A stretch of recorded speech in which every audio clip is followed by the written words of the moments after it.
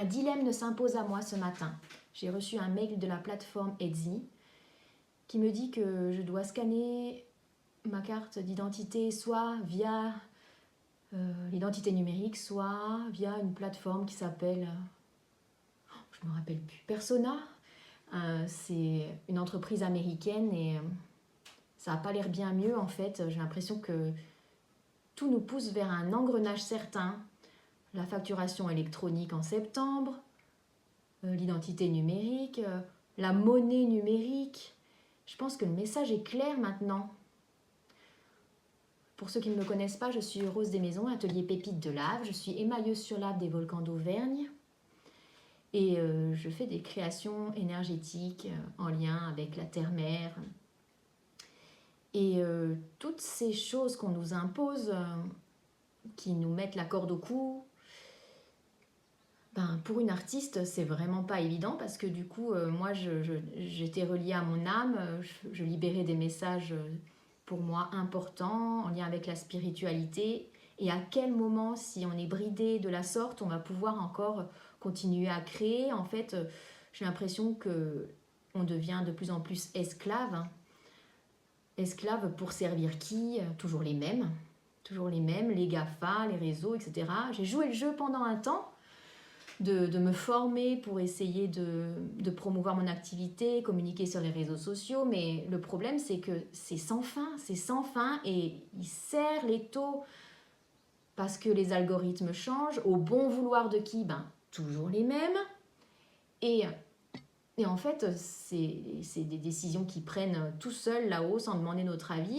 Et en fait, ce qui était vrai un temps ne l'est plus le lendemain. Du coup, ça nous impose de toujours nous adapter. Et à quel moment il va nous garder, moi j'ai le sentiment qu'on n'aura plus de liberté. Donc, tout ça pour vous dire que je ne vais pas continuer avec Etsy, cette plateforme internationale sur laquelle j'ai ma boutique en ligne. Et si on m'impose aussi de m'affranchir de certaines libertés, ça va être très compliqué parce que je ne peux plus écouter mon âme et du coup ça fait plus sens pour moi d'exercer mon activité. Donc là, ce que je vais faire dans un premier temps, je vais éviter les intermédiaires le plus possible. Du coup, je vais vous inviter, plutôt que de passer par cette plateforme qui risque de fermer du jour au lendemain, de me communiquer directement vos coordonnées par messagerie privée. Et vous aurez toutes les informations à suivre si vous voulez commander. Et voilà, je vous invite à me faire confiance. Moi, je suis toujours partie du principe que la confiance, c'était un cercle vertueux. D'ailleurs, en boutique, souvent on me dit, mais tes bijoux, tu vas pas les mettre sous une vitrine ou tu vas pas les mettre près de la caisse? Et non, en fait. J'ai l'impression que les gens savent qu'il y a du travail derrière, qu'il y a de l'amour qui est apporté à mes pièces et j'ai jamais été déçue. Et au contraire, je pense que la peur est un cercle vicieux et c'est pas l'égrégore que j'ai envie de nourrir. Donc j'espère que vous me ferez confiance à ce sujet-là, d'essayer de passer directement par moi que par les boutiques en ligne. Voilà.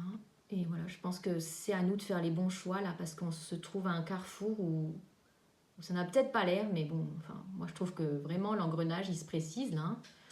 Même avec les agriculteurs, tout ce qu'ils vivent en ce moment, on veut s'emparer de leurs terres, on veut tuer le vivant en faisant en sorte que les graines elles soient de moins en moins reproductibles.